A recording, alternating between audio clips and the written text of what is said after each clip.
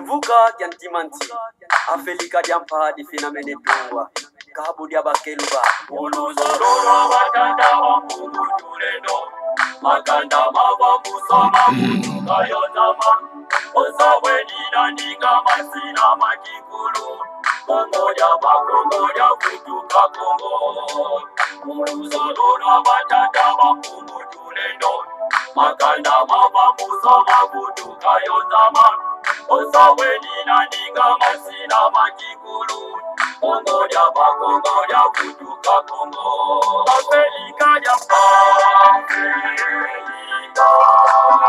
Afrika ya mbali na tumwa Afrika ya mbali Zina mene tumwa Afrika ya Afrika ya mbali na tumwa Afrika ya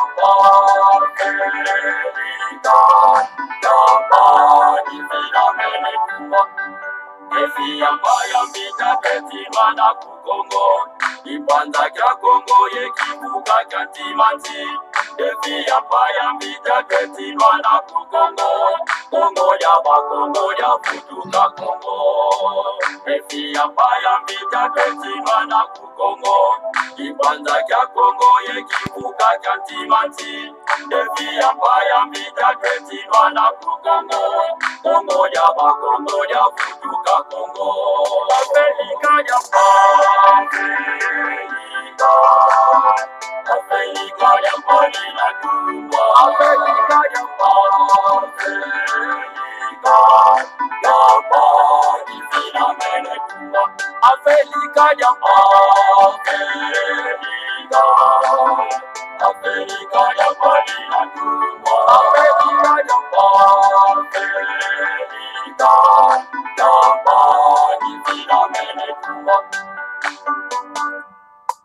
Zakuza kuna tatu zazo zina katulwa Ulusolola batata makungu tuleno Sikumi azone za kwanza zina tungwa Yevuka na ukivuka jantimati Zakuza kuna tatu zazo zina katulwa Ulusolola batata makungu tuleno Sikumi azone za kwanza zina tungwa Yevuka na ukivuka jantimati Afrika ya Afrika ya mbali na tumwa Afrika ya mbali Zina mene tumwa Afrika ya Afrika ya mbali na tumwa Afrika ya mbali Zina mene tumwa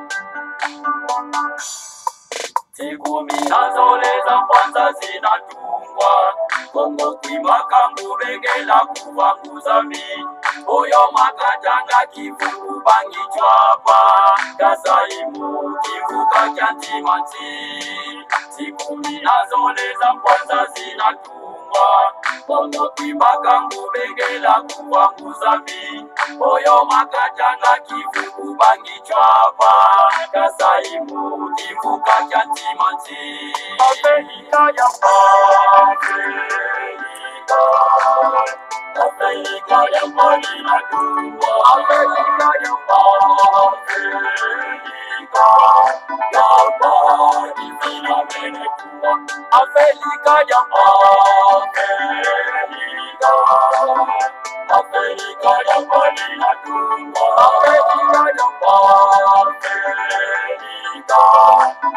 mbali Zina mene tumwa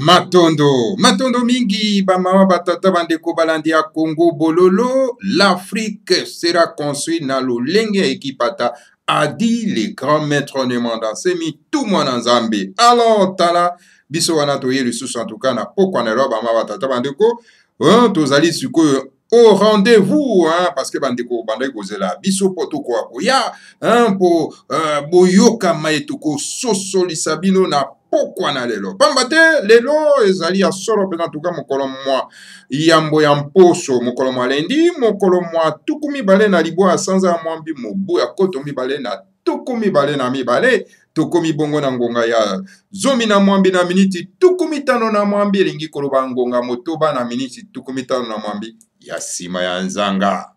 Bama tata bande kwa landi ya Congo bololo, topesi bino banso ba yenge kieno. Bambote pe balosako na bino banso. Ezali ya bino molobeli, bomo mesano.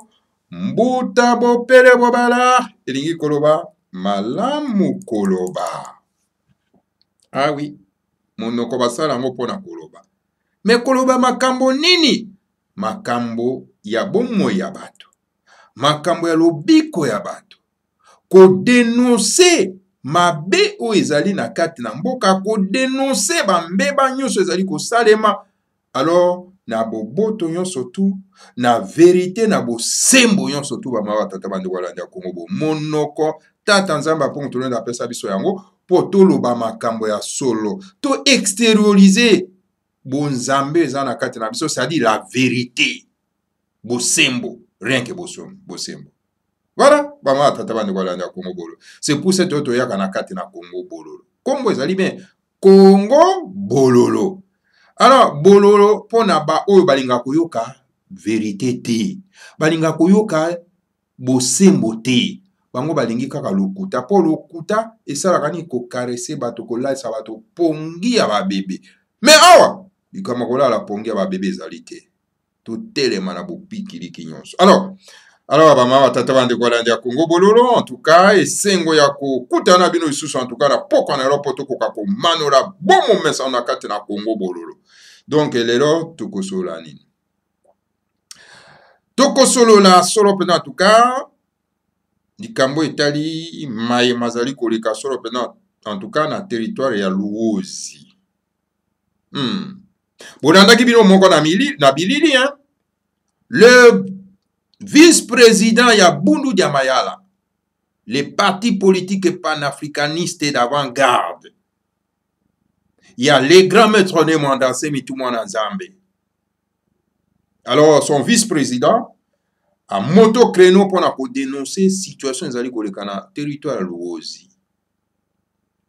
Tu peux reprendre en tout cas, tu peux faire un commentaire là-dessus, na déclaration aussi fracassante Oyo Mbuta Wapuna a telemaki pona ko dénoncer situation vraiment chaotique où ezali ko salema bolimbisi na territoire Luozi. Et au silence, hein, au grand silence, il y a ba autorités, soi-disant les autorités congolaises. Soi-disant les autorités congolaises. Le premier ministre, Miwe. Le président de la République, M. Chilombo, Miwe. Le gouverneur de la ville de Kinshasa, Miwe. Le gouverneur du Congo d'Akati, Miwe. Et le reste des partis politiques, Miwe. Le seul parti politique panafricaniste où il y a des ordres de Akati Amboka, Bundu Diamayala, na monokoyal. Son vice-président, M. Wapuna, a télémi pona ko monter au créneau, ko dénoncer Bama Gouiwana, ils allaient au Salma sur le territoire de Luozi. Donc, parti, il y a le territoire république à démocratiser du Congo. Tu as un commentaire là-dessus pour nous Congo. Et après, Tokolobela Likambo Etali, cimetière. Parce que le vice-président, hein, M. Wapuna, Bolimbisi, a tellement monté au créneau aussi pour dénoncer comportement il y a Congolais, autorité congolaise, au bazar pour transformer Congo d'Akati dans un lieu de cimetière. c'est-à-dire bazosomba ba terrain pona ko enterrer bato ko sala ba cimetière de luxe. Donc cimetière de komi eloko ya ko sala ka ya ba luxe, ba concurrence ya ko sala cimetière ya luxe. Alors donc Congo d'Akat, ils ont se transformer en cimetière. Hein? Aux yeux aussi, n'est-ce pas? Il y a l'autorité provinciale, il y a Congo d'Akat. Et aux yeux aussi, il y a la population, il y a Congo d'Akat. Sans que va dénoncer Makambouane. Et quand on dit les autorités donc provinciales, tout le monde va tout le monde va Vemba, ou Bazali, président de l'Assemblée nationale, Miwe. Corrompu jusqu'à la moelle épinière. Monsieur Vemba, tu es corrompu. Parce que si tu n'arrives pas à dénoncer cet état de choses, il y a que Congo d'Akati va transformer en cimetière. Au fur et à mesure, bazako pousse, bazako lona, babibembe, bazako lona, bazako kunda, bazako lona, bazako transformer territoire. Na bino, na ba cimetière. Est-ce que bino ok na bovan na ekola ba cimetière ba bazako sala. Faites attention. Alors donc, bazako dénoncer parce qu'ils sont corrompus. Les autorités provinciales, il y a Congo d'Akati corrompus. Bazako dénoncer en mode. Alors, tokolobe l'appel du sous Ikambo Italie. La présence des éléments terroristes liés à Kaïda qui sont, non pas, au Congo d'Akati. Bazo sala kuna nini. Balobi bazo répondre aux autres, non pas, il y a l'autorité gouvernementale, mais bazo dépendre, non pas, na ancien barreau de régime. Alors, mboka yango ezali ndenge ni ba mata tabandi walango balandia Congo bolo. Les éléments terroristes ba vandi na kati ya territoire ya Congo d'Akati et les autorités provinciales sont incapables, non pas, de dénoncer ces éléments terroristes et les combattre. Bazali incapable ya kosala yango. Alors il a fallu kaka le parti panafricaniste d'avant-garde Bundu dia Mayala puisse monter au créneau pour dénoncer cet état de choses. Tokolobela yango. Mwa moke. Alors, bama tata bande kolanda Congo bololo. Tokoya kolobela likambo etali solo pena tuka. Congo Dieto. Congo Dieto. Le grand maître de Mandassé Milongi à Congo, le président de Bundu dia Mayala, en tout cas, a commis Congo Dieto. Congo Dieto 4576. Et puis, on va dénoncer en tout cas la situation dans le territoire de l'Ouose. Et puis, on va l'Ouose n'est-il pas un des 145 territoires de la République à démocratiser du Congo? Le point d'interrogation. Alors, Tokotanga peut analyser la Kati. Alors, ici, le grand maître de Mandassé mis à moto créneau. Parce que ce qui a dénoncé, Nani Sousa a dénoncé. Voilà les choses que Bana et Congo de Akati doivent prendre en main. Doivent donc cibler. Mais dans la Bana ya Congo de Akati, bakoti na distraction. Distraction na bango, c'est-à-dire bakamati flèche na bango batandinde pa ya les grands maîtres de Mandassé. Mais pas tous, hein, mais c'est un Bana ya Congo de Akati, Babena Congo, corrompu par le monde occidental, corrompu par le gouvernement inféodé aux Anakati à Congo, dirigé par M. Chilombo. Alors, nous sommes là pour dénoncer cet état de choses, messieurs. Il faut critiquer un gouvernement moribond. Hein, quand on critique un gouvernement, c'est pour qu'il puisse améliorer. Et voilà, les gens qui sont cravate, couronne en cravate, ils n'aiment pas qu'on les critique. Nous sommes là pour vous critiquer, en fait que vous puissiez améliorer la situation. Voilà. Bama tata bandeko wala, ou to lengeli po na bino en tout cas, na pokwa na lelo. Bandeko bafani bandeko zelaka babime. Lelo mbuta bupilo bala riposte te. Na terroriste oiseau sa makelele ya wenze tout ça là. Bama tata bandeko wala ya Congo bololo. Voilà. Toko parafe mwa mukene sikawana. Toko parafe. Soti karate. Ah, eza Congo bololo te senge komelisa bato bazotama na lolenge ya mabe Congo bololo. Voilà, bama tata bande kwa ndia Congo bololo oto lengeli pona bino en tout cas na pokwa na lolo yangwana. Alors sans plus tarder tobanda. Toko banda nano na situation ezoleka na kati na territoire ya Luozi. Le vice-président de Bundu Nyamayala, M. Wampuna, en moto créneau, bolandi yango très bien habilité, et pas wapi, azako dénoncer situation ezokoleka solo en tout cas na territoire de Luozi. Territoire de Luozi fait partie, n'est-ce pas, il y a République démocratique du Congo. Comment un comité mixte koyiko kenda kosangana pona koloba makambo etali territoire de Luozi à l'absence, n'est-ce pas, il y a un notable ya kati ya mboka. On a pas de Congo bolo.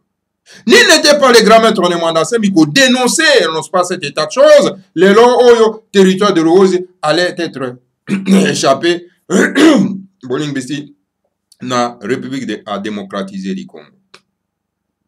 Alors, qu'est-ce qui se passe qu'on a dans le territoire Luozi, Congo bolo?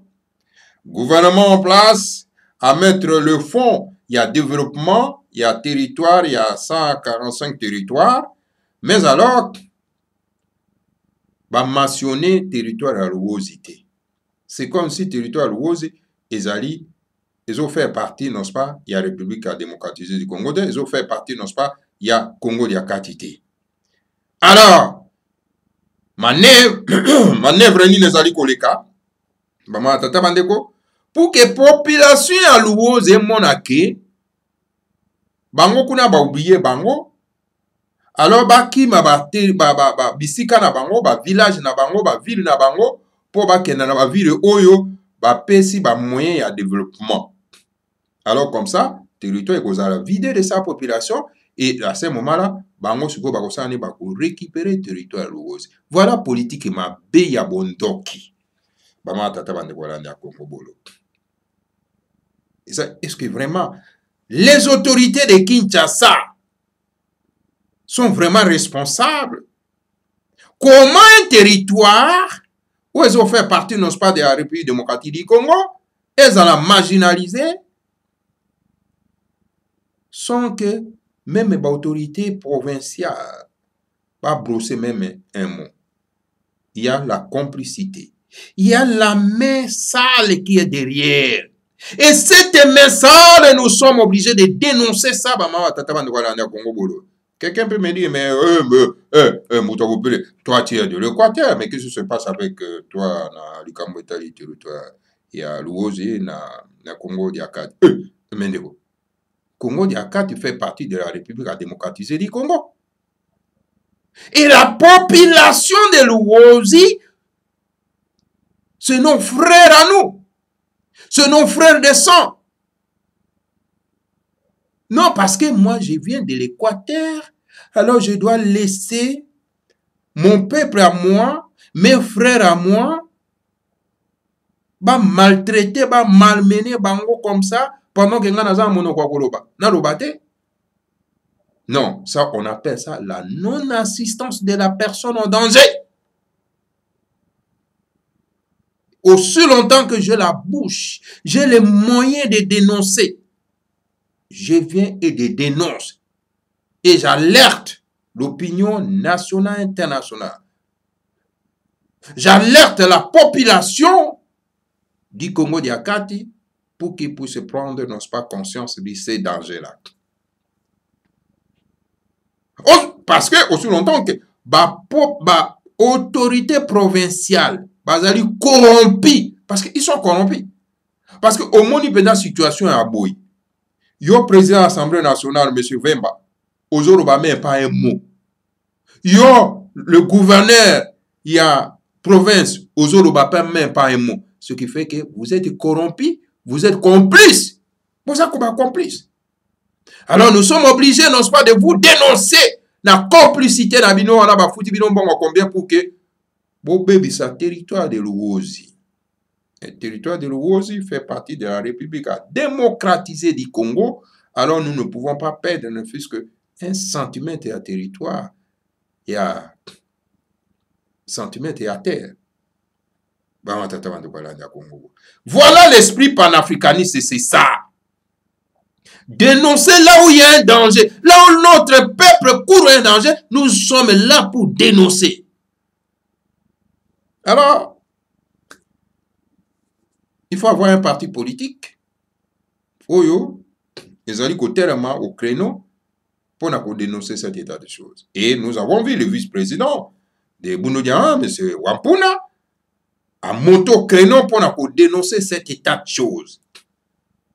Alerter les autorités gouvernementales, les autorités congolaises.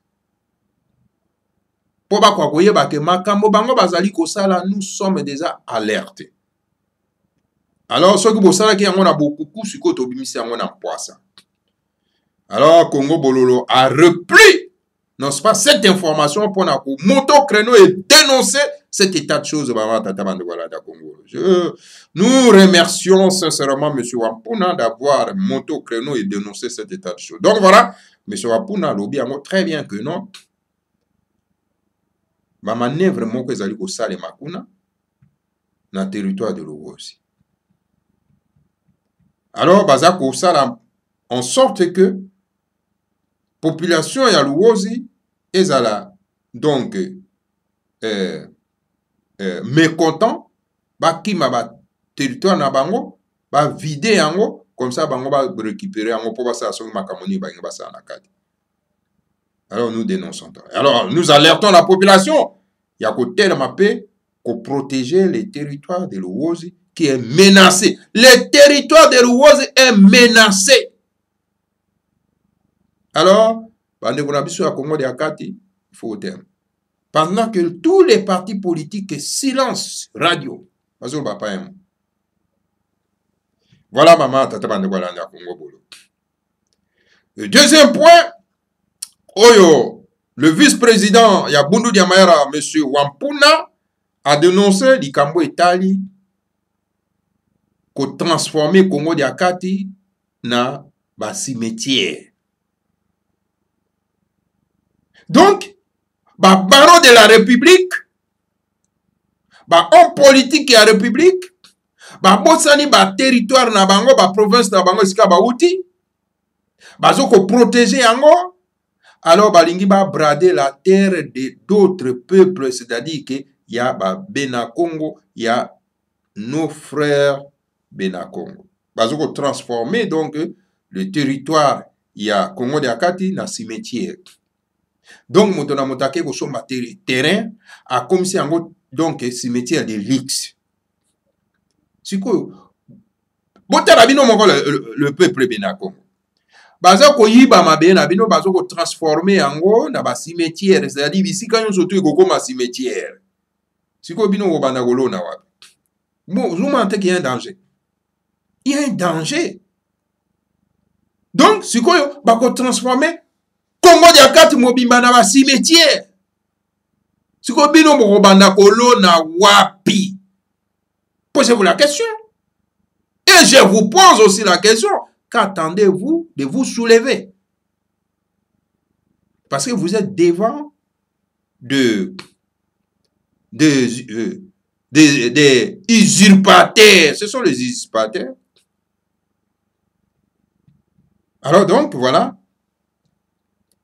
Territoire. Il y a Congo de Akati. Terre na bango bazo confisquer yango, ba transformer yango na ba cimetière. Siko bato bako banolo na wapi. C'est-à-dire que bato wana balona lisusu te bakufa na nzala. Poni bakima Congo de Akati bakena komibwaka na mai na océan Kalunga. Au bobenga abusement océan Atlantique et pendant que nous n'avons pas l'océan Atlantique, nous avons que l'océan Kalunga. Mais il faut être membre d'un parti panafricaniste d'avant-garde comme Boudou Diamayara pour dénoncer cet état de choses. Pendant que tous les politiciens congolais sont miwé. Parce qu'on dénonce la situation en athée. Bouzan dengeni ni bino ba politiciens congolais. Personne dénonce. Et aucun parti politique dénonce cet état de choses. Donc, grâce au parti Boudou Diamayara, Oyo a tellement au créneau pour nous dénoncer cet état de choses. Alors, on a connu si population Bozali avertie. Yango to senga kanabino bosa adhérer massivement à Katia Bono Diamayara. Parce qu'il faut avoir un parti politique panafricaniste d'avant-garde où ils ont défendre le Kambo Etali Mabele. Parce que l'on Zambia Nzambe ya mpungu tulendo apesaka na bato ya motuya ezali mabele. Perdre la terre ezali la calamité oyo bato bakutana makana nango na mokili. Calamité moko monene ko perdre mabele. Alors on joue pas avec la terre. Troisième élément, likambo etali présence ya ba élément terroriste. Bon. Monsieur le vice-président, monsieur Wampuna, n'a pas utilisé le mot terroriste. Je le comprends parce qu'il a parlé, n'est-ce pas, des militaires. Mais moi, je dis que les gens qui sont illégalement dans un territoire d'autrui, ce ne sont pas les militaires. Ce sont des éléments terroristes. Les assassins, ils attendent un mot d'ordre pour passer à l'acte, c'est-à-dire assassiner la population du Congo-Diakati. Mais moi, étant que le journaliste de Congo Bololo, moi étant que le chroniqueur de Congo Bololo, hein, et du territoire de la province de l'Équateur, des Grands Équateurs, hein, donc l'État fédéral de Ubangishari, Nakati ya Kimvuka Atimanti, j'ai l'obligation ya kotel mon créneau pour dénoncer la situation. Comment les éléments terroristes peuvent entrer dans un territoire, dans une province, et les autorités provinciales ne disent pas un mot. Mais c'est Vemba. N'est-il pas complice de la présence de ces éléments terroristes dans le territoire de Congo-Diakati? Que font ces terroristes là-bas dans le Kati ya Congo-Diakati? Bazo sala nini, ba éléments terroristes wana. Mais c'est Vemba, je vous pose la question. Parce que vous êtes le président de l'Assemblée nationale, provinciale. Vous devez connaître quelque chose. Vous devez en savoir quelque chose. Et le gouverneur fraîchement élu, vous êtes mioué. Donc vous êtes complice aussi. Vous êtes complice. Donc, population, il y a Congo-Diakati, il y a un danger permanent où ils ont guetté bino. La présence de ces éléments terroristes, vous devez vous-même vous réarmer pour les chasser. Bango balobi bako répondre na ordre non pas ya gouvernement central état, bango baza ko répondre non pas na ce qui y a encore un autre gouvernement na Maluku. Bango tata bano mais c'est grave hein. N'est-ce pas ça c'est grave. C'est grave. Ba élément terroriste balobi bango bako répondre na gouvernement central état. Bango bako répondre na bato moko na Maluku. Donc la direction de ces éléments terroristes est à Maluku. Alors maintenant, la balle est en a quand il y a population. Parce que c'est votre territoire. On ne caresse jamais les terroristes. Les terroristes, on les combat. Les terroristes sont détruits. Les terroristes doivent être éliminés. Bon, la présence qu'on a dans le Congo-Diakati. Il faut être un parti panafricaniste d'avant-garde pour dénoncer la situation là pendant que le parti moussou se côté na ba trou. Mais mi kondo na bango eza komonana. Ba bomami na maburu mais mi kondo eza komonana. Mi kondo na bango eza ko trahir bango. Donc il en sait quelque chose na présence ya ba élément terroriste na kati ya Congo-Diakati. Voilà, maman, tata bande kolanda Congo Bololo.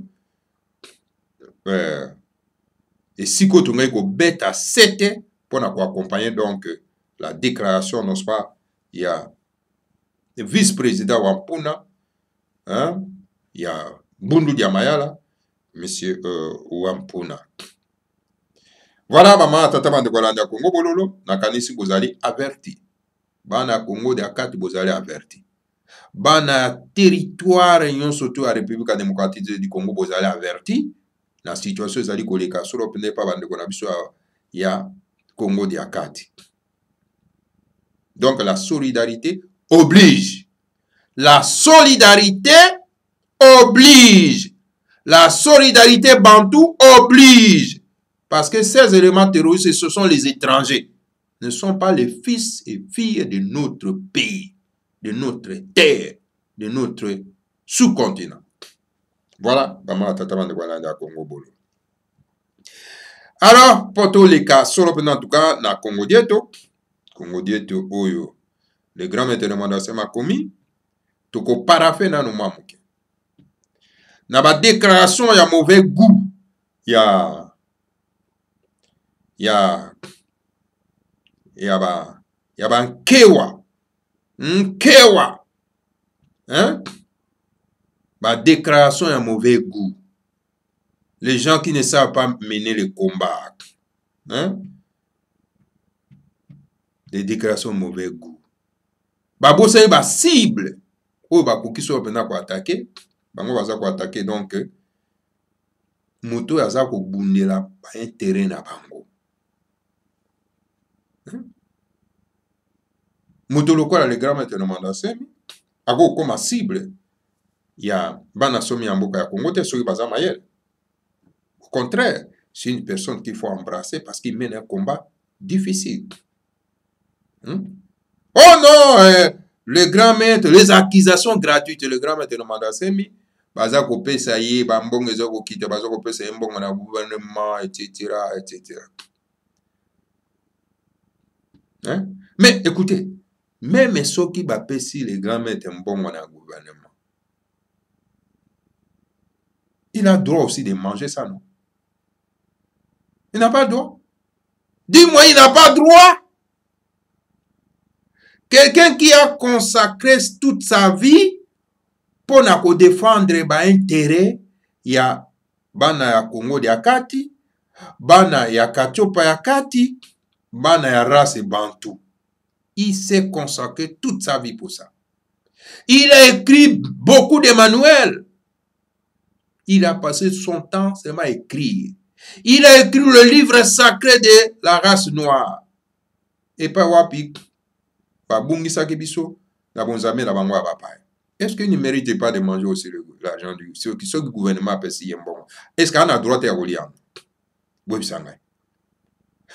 que les autres faisaient des ambiances, dansaient au Mdombolo, hein? Étaient des ministres, hein? Mais le grand maître de mandation passait son temps, n'ose pas, à réfléchir, à rédiger des manuels gothiques à des siècles et des générations à venir. Pendant que le grand maître de mandation passait toujours son temps à rédiger, n'est-ce pas, un livre sacré de la race noire. Mais Bino Bozako Bina Bandombolo, Bozako se réjouir. Et lui n'a pas ce temps-là, n'a pas eu ce temps-là de se réjouir comme vous. Mais il a consacré son temps à réfléchir pour ndengeni bokolongwa la passe.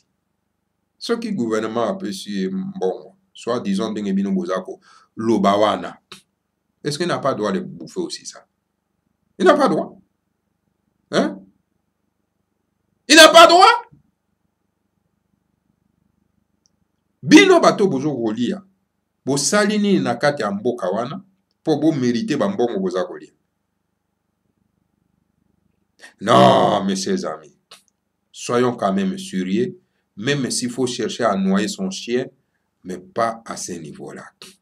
Pas à ce niveau-là. Le grand maître Nemandasemi a droit à un grand respect. Un grand respect.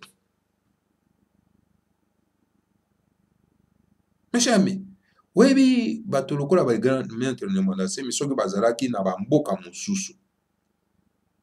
Mais c'est quelqu'un qui doit être hautement protégé. Et c'est qu'à tous les politiciens bakokenda ko consulter ye pona ko zwa makambo malamu e kotambu samboka. Mais tala biso tozali na kati mboka bato moko oyo ba insensé. Les politiciens insensés. Ils sont au service des impérialistes, ils sont au service non pas des autres. Mais bayebi ko protéger ba patrimoine national était. Mais c'est un patrimoine national. Il y a la nation Miyamboka ya Congo.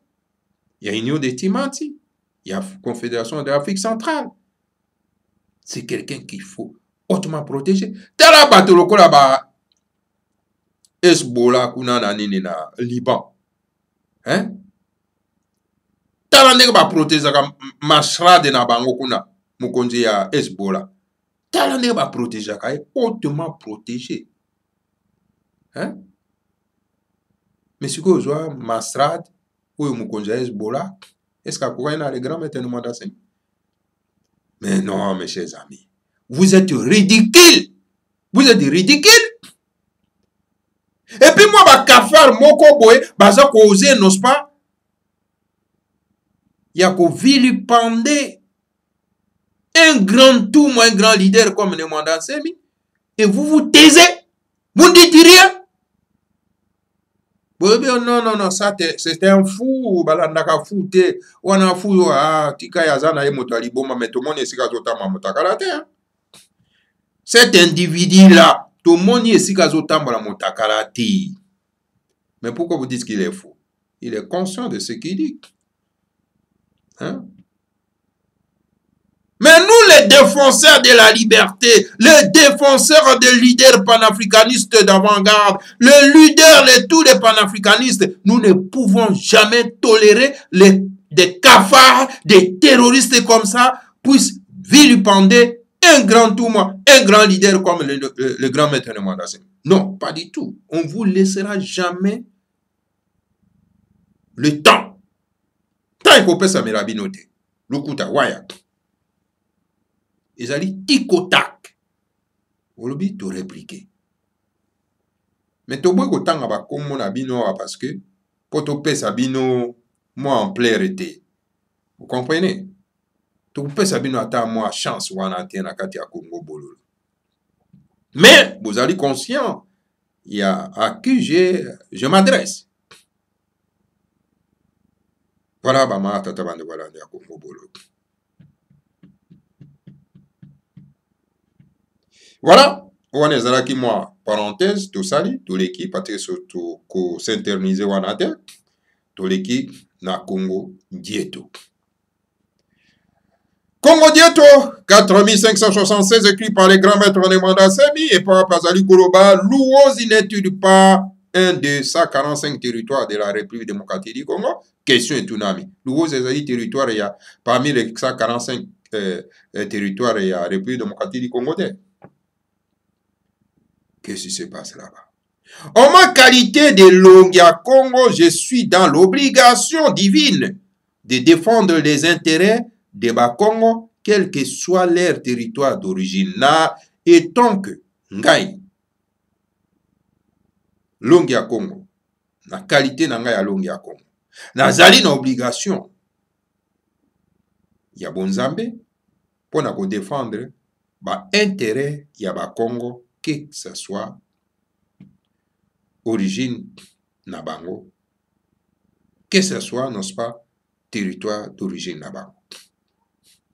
Il y a une décision d'attribution provisoire du marché des travaux de construction et équipement de 93 écoles, 93 écoles, 71 centres de santé, 71 centres de santé et de 10 bâtiments administratifs dans le dit territoire du Congo central. Mon kano monko esile ki kozwa provisoirement wapi pa wapi balingi ba pesa misala solo pendant en tout cas il y a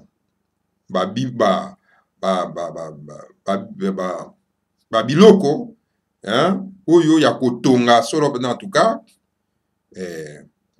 kirasi environ 93 écoles, classes. Alors, 71 centres, il y a santé, 10 bâtiments administratifs.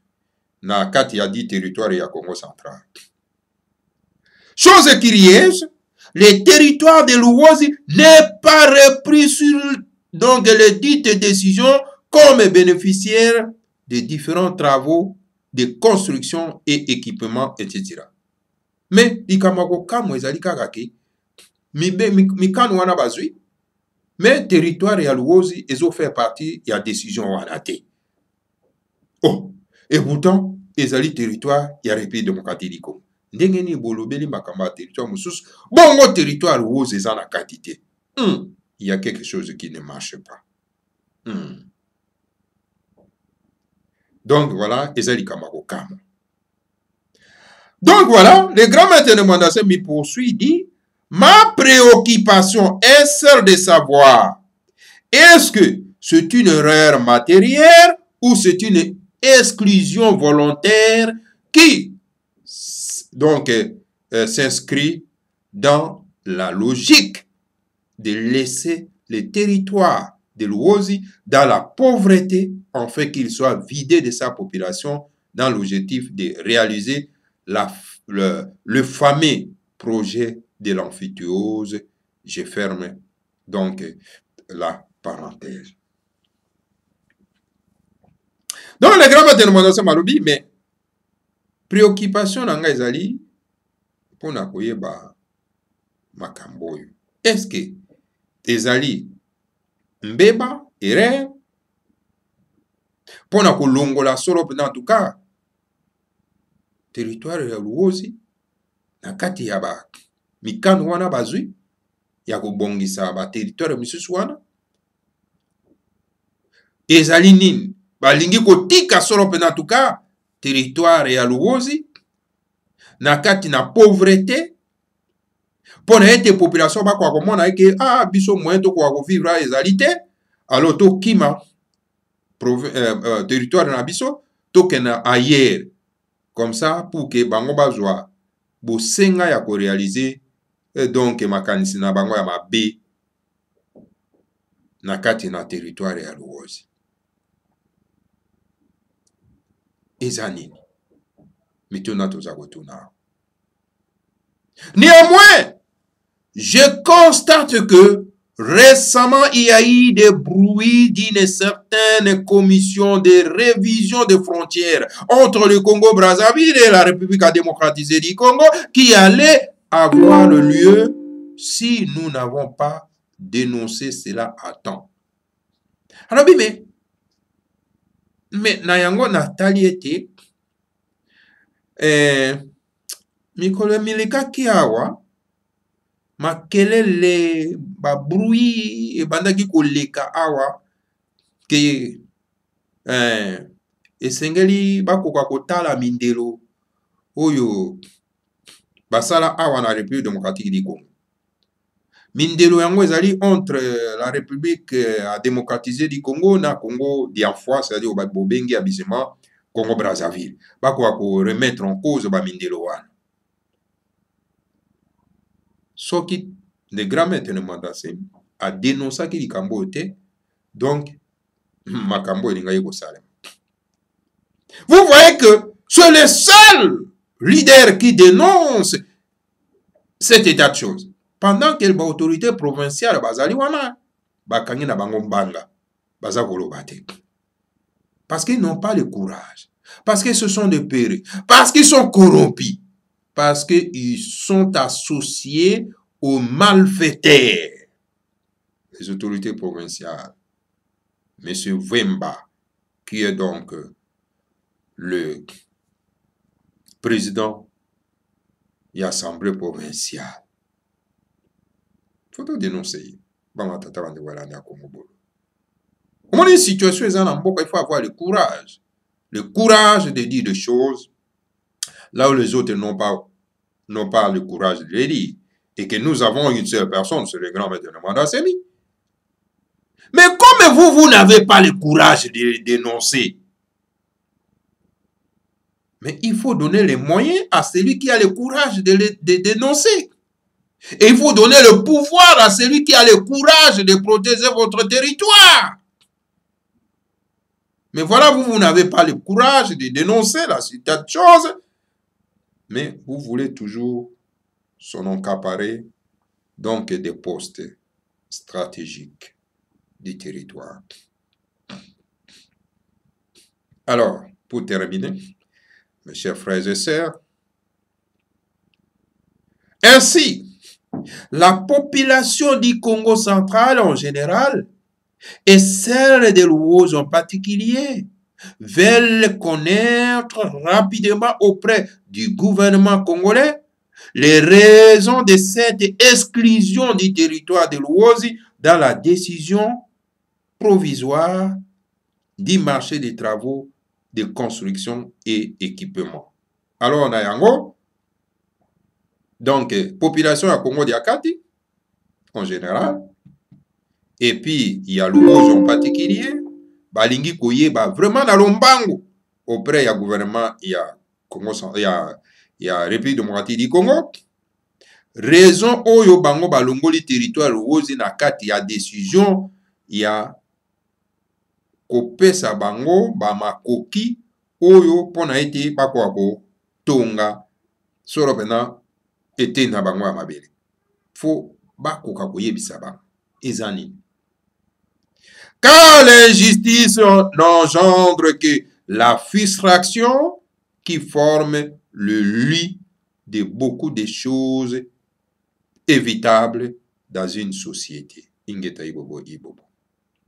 Et ça na bino koyeba ke injustice na kati ya mboka et ça la kaite bato bakoma frustré. Soki bato bakomi frustré yeba yango ke ezali bombe en retardement. Yango de yaka ko exploser. Yango wana les sages de l'Afrique ya kati le grand maître de Mwandasemi avertir bino. Maloba il y a les grands maîtres de Mwandasemi maloba ya nguya. Alors bakonzi ya mboka boyoki. Soki bayoki nano te bopesa bango Congo bololo bayoka bamela yango pour que bakwa kozwa solo en tout cas ba décision ya malamu pour na territoire de Luozi oyo bango bainge bati yango donc à l'écart na esika ya développement kopesa ba équipement pour na développement ya mboka. Voilà, pama tata bande walanda Congo bololo, je fais mon travail. Il y a qu'à transmettre les messages auprès de ceux qui se disent autorités congolaises. Alors, s'ils ont les oreilles pour entendre, ils n'ont qu'à attendre. S'ils ont les oreilles pour entendre, ils n'ont qu'à attendre ce que je viens de dire. Hein? Ce qui peut baser na miso akomona bakwa komona makamazali koleka solo pe na tout cas na territoire de Luozi. Voilà, tu alerté bino na plusieurs points. Na likambo etali présence ya ba élément terroriste na kati na Congo ya kati, likambo etali solo pena ko transformer Congo ya kati na cimetière, likambo etali solo pena en tout cas ko exclure le territoire de Luozi na kati na projet ya développement ya ba territoire ya République à démocratiser du Congo kuna na kati na mboka na Luozi. Matondo mingi na bino banso obolandi biso. Voilà, Congo bololo ezali émission na bino préférée ba mama tata ba kolanda Congo bololo. Alors bon, s'abonner massivement. Abonnez-vous massivement na kati ya Congo bololo pour que tout se mette à l'abri no sa bidongolo biso.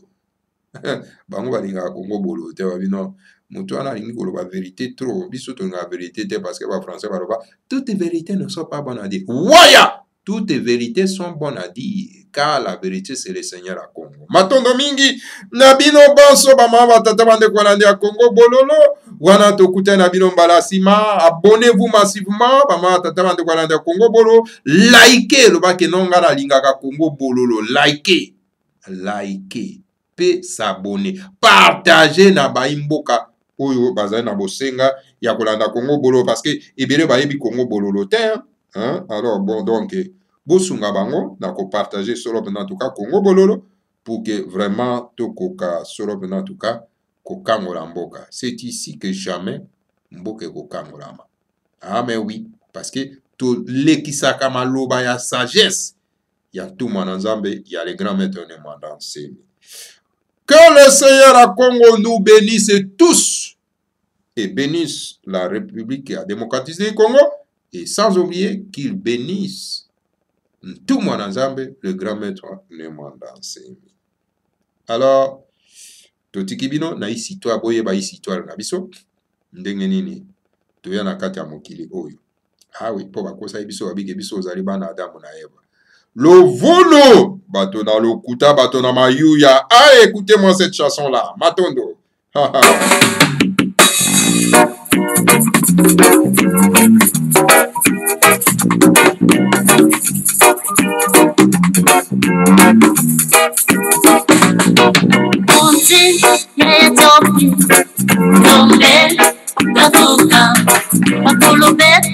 batete umweketaka kongo batuka atulumuka mukumbi diatia bana madamongo ya Ethiopia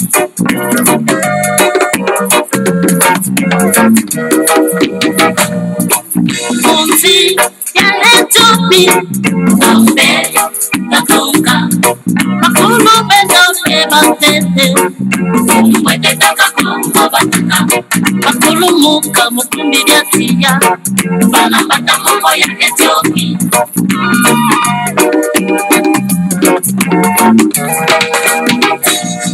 Mabuta bana kumina bole Wana watete na lukengo wabutane suluma keba wabutane kongo nini wabutanza kumbanzizi Iba kuru bata tupantuka kongo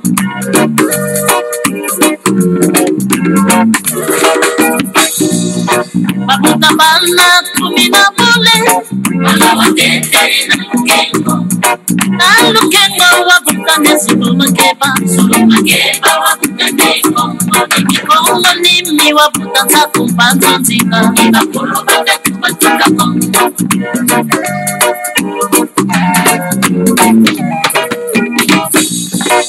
Kutoka tuka mutoto mya Ethiopia Bayana kumanzi ya kipiti ya tumbuka ye ya tajisanta Lema waka ye wakulumuka Walanganibu ya koda mkiti Kena kumbo kafaika mkiti Kutoka yunza makuketo Ketwa yenda kunzi ya Zimbabwe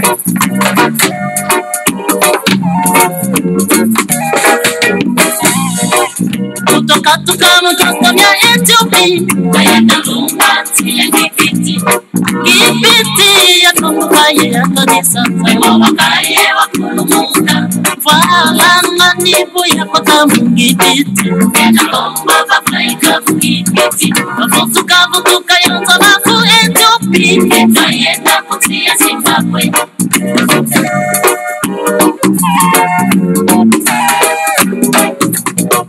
Masisa toto mya Zimbabwe Adeye mumakanga makalari Maisa luaka monsi ya tiluluye Ensi ya kongo ya totela Mutotunga mbanza kifumu keto Ibanza kongo ya totela Mbanza yo ya tululwa kwa kuto Ensi ya pulu mungalo santima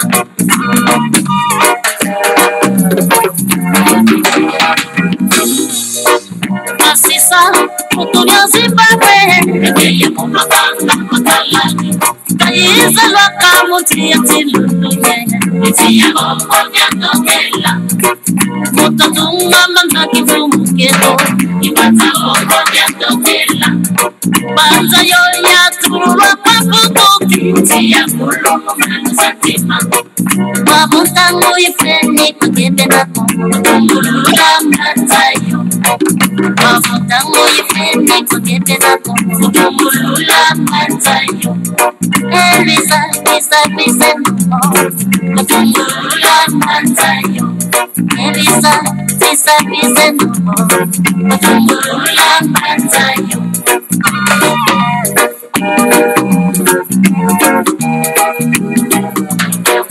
Wabuntangu ifeni kukebe na kongo Kutumbulula mbanzayo Wabuntangu ifeni kukebe na kongo Kutumbulula mbanzayo Elisa mutalebula ho Kutumbulula mbanzayo Mutampila numbi maya Kutumbulula mbanzayo Wabuntangu ifeni kukebe na kongo